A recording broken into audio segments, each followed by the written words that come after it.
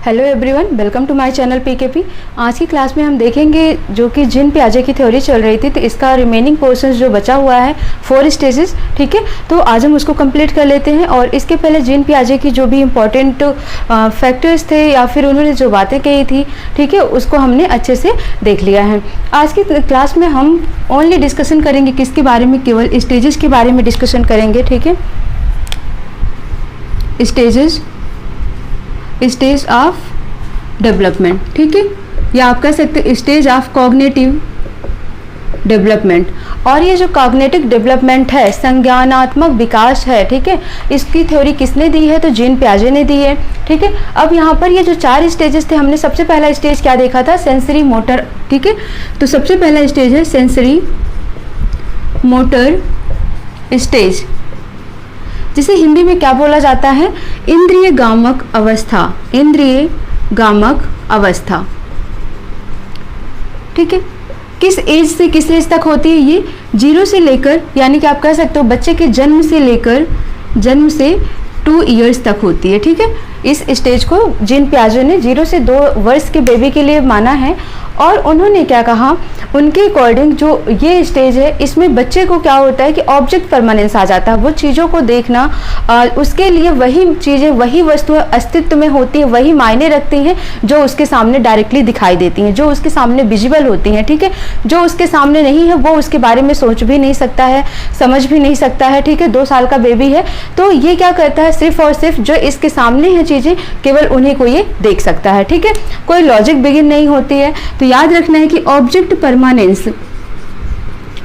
Permanence किस stage में आता है? तो आपको आंसर्स क्या देना है? सेंसरी मोटर स्टेज में आता है। इस स्टेज में बच्चा क्या करता है? डायरेक्टली चीज़ों को देखकर समझ जाता है, जानने लगता है चीज़ों को देखकर, ठीक है। वही उसके लिए अस्तित्व में होती है। जैसे उसने टॉयज देख लिए, खिलौने देखा, तो वो समझ जाता है, ठीक है। एक बार उसने देखा, 2 बार देखा, तो वो समझ जाता है कि हाँ यही खिलौने हैं, ठीक है।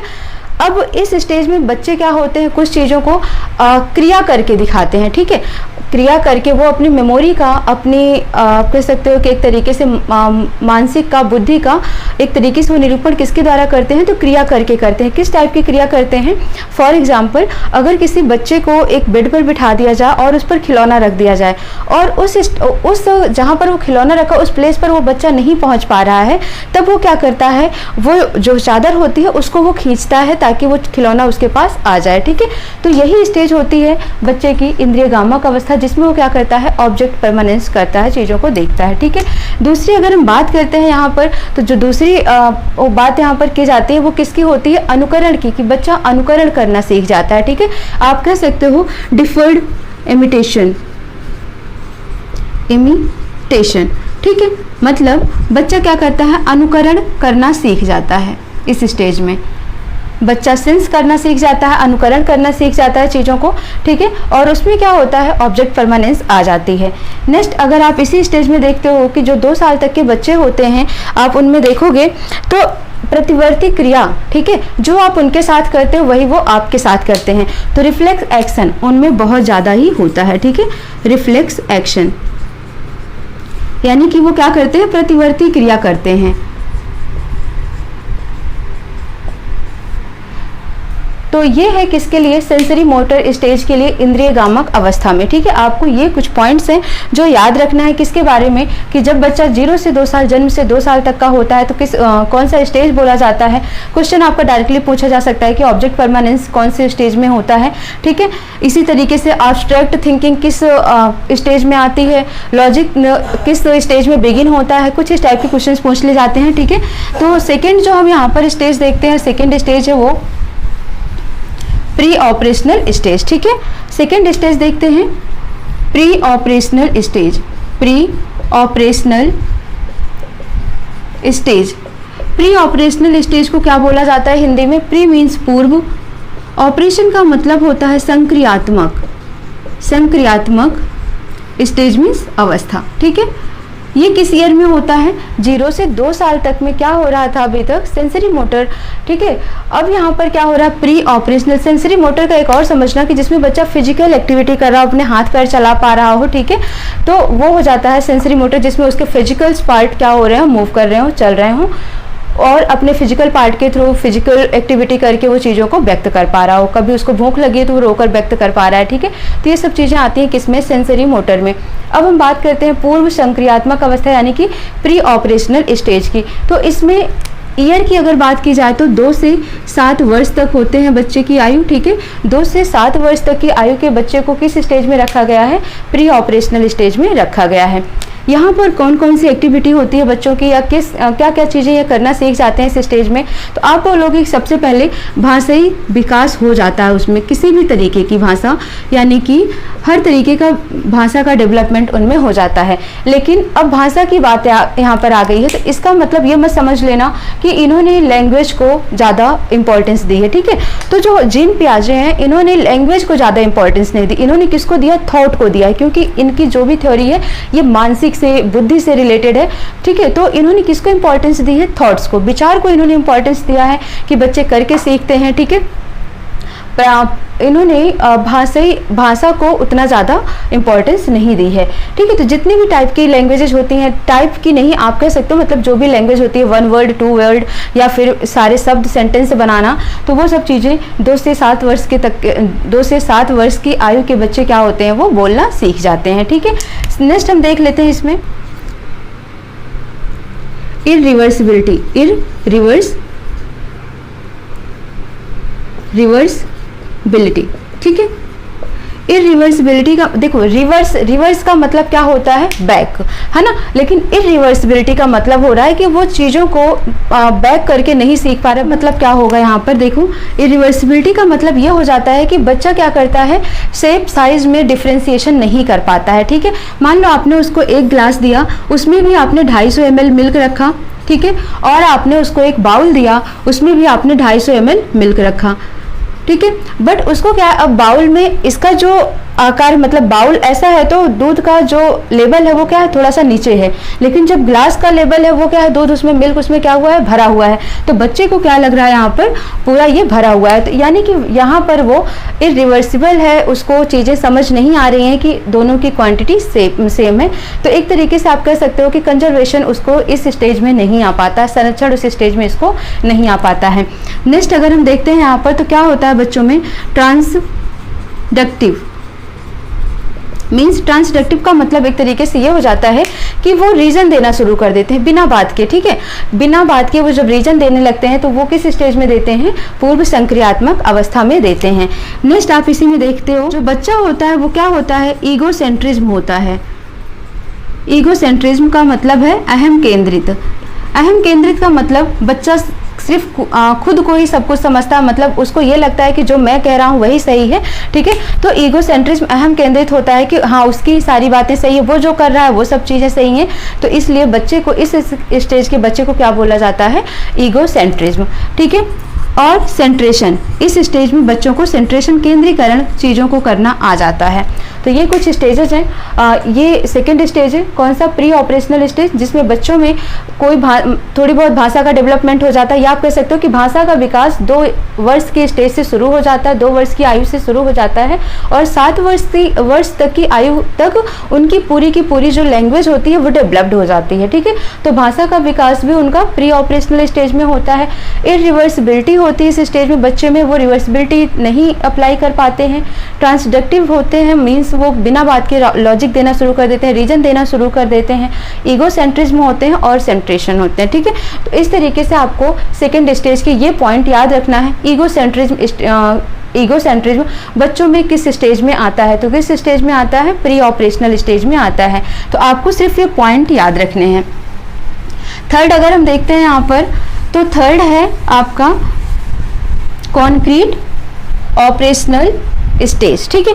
कॉन्क्रीट को क्या बोलते हैं हिंदी में, मूर्त। कॉन्क्रीट ऑपरेशनल स्टेट जिसे बोला जाता है मूर्त। अब ये मूर्त का मतलब क्या होता है, कॉन्क्रीट का मतलब क्या होता है, चीज़ें पहले समझो।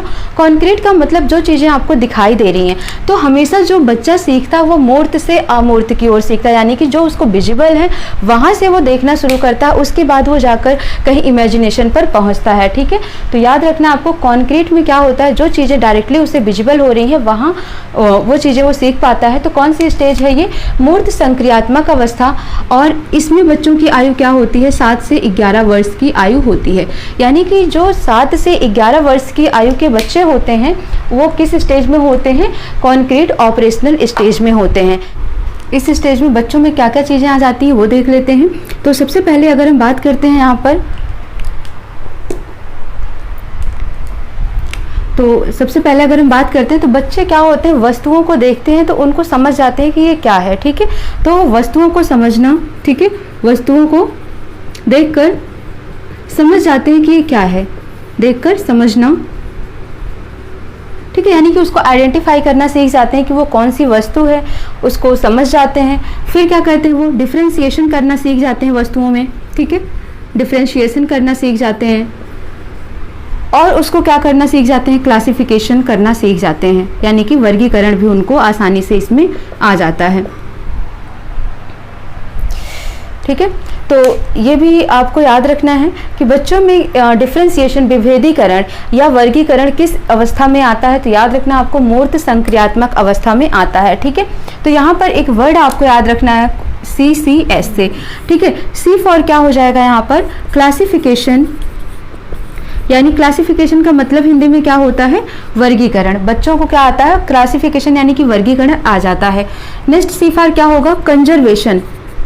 कंजर्वेशन का मतलब ये होता है कि बच्चों को अब ये समझ आ जाता है कि किसी भी वस्तु की जो लंबाई है उसका भार है, ठीक है, और अगर लंबाई, भार की और आयतन, वॉल्यूम जो होता है उसका, वो क्या होता है, फिक्स होता है, यानी कि स्थिर होता है। तो ये चीज़ें कंजर्वेशन यानी कि उनको संरक्षण इस स्टेज में समझ आ जाती है, ठीक है। और S फॉर क्या होता है, सीरिएशन, यानी कि चीज़ों को वो क्रमबद्ध करना सीख जाते हैं, तो सीरिएशन भी उनको इस स्टेज में आ जाती है। तो याद रखना है कि वर्गीकरण, संरक्षण और क्रमबद्ध करना किस स्टेज में आता है, मूर्त संक्रियात्मक अवस्था में आता है, ठीक है। अब क्लासिफिकेशन का मतलब जैसे चीज़ों को देखकर कैटेगराइज कर पाना, ठीक है, कि ये कुत्ता है, ये बिल्ली है, ये एनिमल्स में आते हैं, ये मेंस में आते हैं, ठीक है, और ये क्लोथ्स हैं, ये किस टाइप के क्लोथ्स हैं, तो उनमें जो क्लासिफिकेशन है वो आ जाता है। कंजर्वेशन, शेप, साइज में डिफ्रेंशिएशन करना आ जाता है कि ठीक है। अब वो जो ग्लास वाला एग्जांपल था कि 250 ml अगर उनको ग्लास में दोगे और या फिर 250 ml उनको किसी और भी बर्तन में दोगे तो वो बता देंगे कि 250 ml है, वॉल्यूम चेंज नहीं होता है। अगर वॉल्यूम 250 ml का है तो वो किसी भी बर्तन में रखो आप, वो उतना ही है, ठीक है। तो संरक्षण उनको आ जाता है इस स्टेज में। सीरियसन यानी कि क्रमबद्ध, सिक्वेंस तरीके से चीज़ों को करना, लॉजिक को सोचना, ठीक है, आ जाता है। और इसी के साथ एक बात याद रखना है आपको कि इस स्टेज में इनमें जो होता है वो क्या होता है, इंडक्टिव रीजनिंग होती है, ठीक है। इंडक्टिव रीजनिंग यानी कि आगमन विधि इस स्टेज में होती है। आगमन विधि क्या होती है, जो स्पेसिफिक टू जनरल, यानी कि जो विशेष से सामान्य की ओर चलता है, यानी कि वो चीज़ों को क्या करते हैं, कर करके सीखते जाते हैं। तो इंडक्टिव रीजनिंग भी उनमें क्या होता है, इसी स्टेज में आ जाती है। साथ ही साथ अगर आप देखोगे तो लॉजिक बिगिन शुरू हो जाते हैं, वो अपनी तरीके से लॉजिक लगाना शुरू कर देते हैं, तर्क लगाना शुरू कर देते हैं, ठीक है। तो कहीं ना कहीं इस स्टेज में वो हर एक चीज़ों को देखना शुरू कर देते हैं, अपने तरीके से प्रॉब्लम को सॉल्व करना शुरू कर देते हैं और उनका जो मेंटल स्किल है इस स्टेज में ज़्यादा ही डेवलप्ड हो जाता है।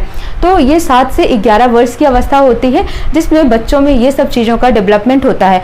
साथ ही साथ वो सोसाइटी के साथ अपना समन्वय स्थापित कर पाते हैं, ठीक है, कि किस तरीके से वो अनुकूल हो सकते हैं सोसाइटी के साथ, तो वो ऐसा भी काम करते हैं इसी स्टेज में। नेक्स्ट हम देखते हैं जो 4th स्टेज है वो है formal stage, formal operational stage, ठीक है। फॉर्मल ऑपरेशनल स्टेज, फॉर्मल को क्या बोलते हैं, औपचारिक, ठीक है। औपचारिक का मतलब क्या हो जाता है, यहाँ पर इस स्टेज में वो टोटली डेवलप्ड हो गए हैं, ठीक है। और यहाँ पर अगर हम बात करते हैं कि आयु की, इनकी एज क्या होती है, किस एज को बोला गया है कि बच्चों में फॉर्मल ऑपरेशनल स्टेज, किस स्टेज के बच्चों को बोला गया है, तो याद रखना है 11 वर्ष से प्रौढ़ावस्था तक, ठीक है, यानी एडल्ट तक आप कह सकते हो, एडल्टहुड जो ये स्टेज मानी गई है, ये ईयर माना गया, ये एज मानी गई 11 वर्ष से लेकर एडल्टहुड तक का, ठीक है। ये किस में रखा गया है, फॉर्मल ऑपरेशनल स्टेज में रखा गया, मींस औपचारिक संक्रियात्मक अवस्था में रखा गया है। इस स्टेज में बच्चों में टोटली डेवलप्ड हो जाता है, वो हर तरीके की प्रॉब्लम सॉल्विंग स्किल हो जाती है, ठीक है। मीन्स आप कह सकते हो एक तरीके का उनमें ऑब्स्ट्रैक्ट थॉट्स आ जाते हैं, ठीक है, ऑब्स्ट्रैक्ट थॉट डेवलप्ड हो जाता है। ऑब्स्ट्रैक्ट थॉट का मतलब क्या होता है? अमूर्त विचार उनमें आने शुरू हो जाते हैं। अमूर्त विचार का मतलब होता है कि चीज़ों को कल्पना करके सीखना, इमेजिनेशन पावर आ जाती है। जैसे पहले उनमें क्या था, थर्ड स्टेज जो था वो कॉन्क्रीट का था, जिसमें मूर्त, ठीक है, तो याद रखना अमूर्त अगर पूछता है तो अमूर्त आपका यही फोर्थ वाला ही होता है, फॉर्मल ऑपरेशनल स्टेज, ठीक है, और मूर्त जिसमें चीज़ों को देखकर वो करते हैं वो थर्ड स्टेज होता है। तो ऑब्स्ट्रैक्ट थॉट, अमूर्त विचार का मतलब याद रखना आपको कि यहाँ पर जो चीज़ें वो नहीं देखे हैं उस पर भी वो लॉजिक लगाना शुरू कर देते हैं, रीजनिंग लगाना शुरू कर देते हैं, ठीक है, उसके बारे में सोचना विचारना समझना शुरू कर देते हैं। कौन सी स्टेज होती है? फोर्थ स्टेज होती है, फॉर्मल ऑपरेशनल स्टेज मानी जाती है, ठीक है। अगर इसी में हम बात करते हैं तो इसमें बच्चा अपना हाइपोथेसिस लगाना शुरू कर देता है। मीन्स अगर हम बात करते हैं हाइपोथेसिस डिडक्टिव रीजनिंग की, तो वो इसी स्टेज में होता है कि बच्चा अपना हाइपोथेसिस लगा सकता है, ठीक है, रीजनिंग। नेक्स्ट इसी में याद रखना है कि डिडक्टिव रीजनिंग, इसके पहले वाला क्या था, इंडक्टिव रीजनिंग, और डिडक्टिव रीजनिंग की बात की जाएगी तो डिडक्टिव रीजनिंग किस में आती है? इसी स्टेज में आ जाती है। यानी कि डिडक्टिव रीजनिंग क्या होता है? एक तरीके का आप इसको कह सकते हो निगमन विधि। और निगमन विधि क्या होता है? जो रूल से एग्जाम्पल की ओर जाता है, ठीक है। यानी कि बच्चे को आपने रूल्स दे दिया कि a+b का होल स्क्वायर, या फिर, ठीक है, आपने उसको एक रूल बता दिया कि ये ऐसा है, उसके बाद वो उन चीज़ों को कर लेता है, ठीक है। और दूसरा आप कह सकते हो कि यहाँ पर बच्चा जो होता है वो जनरल से स्पेसिफिक जाता है। जनरल टू स्पेसिफिक मतलब सामान्य से विशेष की ओर जाता है। आपने बच्चे को बता दिया कि ये चीज़ ऐसी है तो फिर बच्चा उसके आधार पर वो चीज़ें करता है, ठीक है। तो फॉर्मल यानी कि फॉर्मल ऑपरेशनल स्टेज में ये सब चीज़ें हैं। टोटली जो बच्चा होता है हर तरीके की प्रॉब्लम को सॉल्व करने की स्किल अब उसकी डेवलप्ड हो चुकी होती है इस स्टेज में, ठीक है। तो ये तीनों चीज़ें आपको याद रखनी है कि इसमें बच्चा डिडक्टिव रीजनिंग करना शुरू कर देता है, मीन्स जनरल टू सामान्य की ओर जाना शुरू कर देता है कि आपने अब उसको चीज़ों को बता दिया कि हाँ ये जो लाइन ये बड़ा है, ठीक है, इस वाले डायग्राम से या इस फिगर से, और ये फिगर जो है बड़ा है किससे? इस फिगर से बड़ा है, तो इसका और इसका रिलेशन क्या है? तो आप बता दोगे कि ये फिगर इससे बड़ा या छोटा है, ठीक है। तो इस तरीके से आप बता सकते हो। तो ये किस स्टेज में डेवलप्ड होता है? तो फॉर्मल स्टेज में। और जीन पियाजे की यही 4 स्टेजेस हैं जो कि इम्पोर्टेंस उन्होंने दी है टोटल, जन्म से लेकर और एडल्टहुड तक के स्टेज को उन्होंने बताया है। साथ ही साथ इन्होंने कुछ और आप कह सकते हो कि थ्योरीज दी हैं, इन्होंने सिद्धांत दिए हैं। कौन कौन सी कुछ थ्योरीज हैं जीन पियाजे के? अदर जो सिद्धांत हैं वो उसमें आ जाता है कॉन्स्ट्रक्ट एंड डिस्कवर, ठीक है, कॉन्स्ट्रक्ट एंड डिस्कवर थ्योरी इन्होंने दी है। निर्माण और खोज का सिद्धांत, ठीक है। क्योंकि मैंने आपको पहले ही बताया कि जीन पियाजे ने क्या बोला है कि ये कहा है कि जो बच्चे हैं वो एक्टिव लर्नर है। उसके बाद इन्होंने क्या है कि बच्चे क्या है, लिटिल साइंटिस्ट है, मीन्स वो चीज़ों को करके सीखते हैं। तो इस चीज़ को इन्होंने इंपॉर्टेंस दी है कि निर्माण, अपने अंदर थॉट्स बनाना, उसको करना, ठीक है, फिर उसको गलतियाँ करना, फिर सीखना। तो इस तरीके से निर्माण करना और खोज करना, इसका सिद्धांत किसने दिया है? तो आप बोलोगे जीन पियाजे ने ही इस सिद्धांत को दिया है, ठीक है। नेक्स्ट है इन्होंने जो थ्योरी दी है वो है एक्विजिशन ऑफ फंक्शन एक्शन, ठीक है, फंक्शन एक्शन। इसका मतलब क्या होता है? इसका मतलब क्या होता है? कार्य क्रिया का अर्जन, ठीक है, कार्य क्रिया का अर्जन। ये थ्योरी भी किसने दी है? तो ये थ्योरी भी दी है जीन पियाजे ने। तो जीन पियाजे ने कुल 4 स्टेज थ्योरी वो दी है इन्होंने, और उसके बाद इन्होंने निर्माण और खोज का सिद्धांत दिया है, और कार्य क्रिया का अर्जन सिद्धांत भी किसने दिया है? जीन पियाजे ने दिया है। इस थ्योरी में उन्होंने क्या बोला है? इसका मतलब क्या हो गया? कार्य क्रिया का अर्जन सिद्धांत का मतलब ये हो जाता है यहाँ पर कि इन्होंने बोला कि जो बच्चे होते हैं जन्म से लेकर जब तक वो एडल्टहुड तक नहीं हो जाते हैं, जब तक वो वयस्क नहीं हो जाते हैं, वो चीज़ों को क्या करते हैं? सीखते रहते हैं, ठीक है। तो इस स्टेज में बच्चों में क्या आती है? रिवर्सिबिलिटी आ जाती है। रिवर्सिबिलिटी का मतलब क्या है कि अगर बच्चा यहाँ से चला है, ठीक है, तो आप उसको कहीं और भी छोड़ दो तो बच्चा फिर से वापस यहाँ पर आ जाता है, ठीक है। जैसे मान लो आपने उसको कोई खिलौना दिया, उसने क्या किया? सारे पार्ट को ब्रेक कर दिया, सारे पार्ट निकाल दिए, उसके बाद फिर से उसने क्या किया? उसी सीक्वेंस में सारे पार्ट वर्ड को ऐड कर दिया, जोड़ दिया, तो इस तरीके से कार्य क्रिया का अर्जन हो गया। ठीक है, यानी कि कोई भी कार्य करो तो उसके विपरीत भी एक क्रिया होती है, उस कार्य को भी करना बच्चे इस स्टेज में सीख जाते हैं। तो यही थ्योरी किसने दी है? जीन पियाजे ने दी है, कार्य क्रिया का अर्जन। ठीक है, और ये कब तक चलता रहता है? जन्म से लेकर वयस्क तक चलता रहता है, बच्चे कुछ ना कुछ वहां पर सीखते ही रहते हैं। ठीक है, तो ये हो गई किसके बारे में? जीन पियाजे की कुछ थ्योरीज थी जो इंपॉर्टेंट थ्योरीज हैं। और आपको याद रखना है यहाँ पर क्या देखना है? एजुकेशनल इम्प्लीकेशन के बारे में देखना है।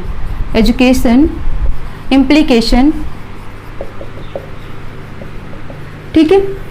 एजुकेशन इम्प्लीकेशन में अगर हम देखें तो एक टीचर को बच्चे को क्या क्या इन्वायरमेंट देना चाहिए, क्या करने देना चाहिए, क्या नहीं करने देना चाहिए। ठीक है, तो बच्चे को यहाँ पर क्या करना चाहिए? एक्टिविटी करवानी चाहिए, बच्चों से एक्टिविटी करवानी चाहिए या वो उन्हें एक्टिविटी करने देनी चाहिए। ठीक है, सेकंड पॉइंट अगर हम देखेंगे तो यहाँ पर क्या? एज करिकुलम के अकॉर्डिंग, ठीक है, उनकी जो आयु है उसके अकॉर्डिंग उनका सिलेबस होना चाहिए और उसके अकॉर्डिंग ही उन्हें पढ़ाना चाहिए। तो एज करिकुलम का बहुत ज़्यादा ही ध्यान देना चाहिए, बच्चों को एक्सप्लोर करने देना चाहिए। ठीक है, और टीचर एज अ फैसिलिटेटर होता है। ठीक है, ये बात किसने कही है? ये बात जीन पियाजे ने कही कि जो टीचर होता है वो एक फैसिलिटेटर होता है, वो बच्चों को बताता है, ठीक है, फैसिलिटी प्रोवाइड कराता है, उनको हर चीज़ बताता है, समझाता है, एज अ गाइडर वर्क करता है। ठीक है, बच्चों को खोजने देना चाहिए, एक्सप्लोर करने देना चाहिए अपनी नॉलेज को, ताकि वो चीज़ों को इन्हेंस कर पाएँ। एज करिकुलम उनके अकॉर्डिंग उसी एज के हिसाब से ही सेट करना चाहिए चीज़ों को, ताकि वो उन चीज़ों को अच्छे से अडॉप्ट कर सकें, समझ सकें, और उन्हें एक्टिविटी करने देनी चाहिए, क्योंकि एक्टिविटी करेंगे तभी वो एक्सपीरियंस कर पाएंगे और चीज़ों को समझ पाएंगे। ठीक है, तो ये कुछ एजुकेशनल इम्प्लीकेशन है जो कि इम्प्लीकेशन है किसके? जीन पियाजे के। ठीक है, तो जीन पियाजे की यही एक थ्योरी थी। बाकी अब हम देखेंगे कोहलर-बर्ग की और वाइगोत्स्की की थ्योरी देखेंगे नेक्स्ट क्लास में। और आप वीडियो को लाइक शेयर सब्सक्राइब कर दीजिएगा। मिलते हैं नेक्स्ट क्लास में। Thank you so much. क्या है?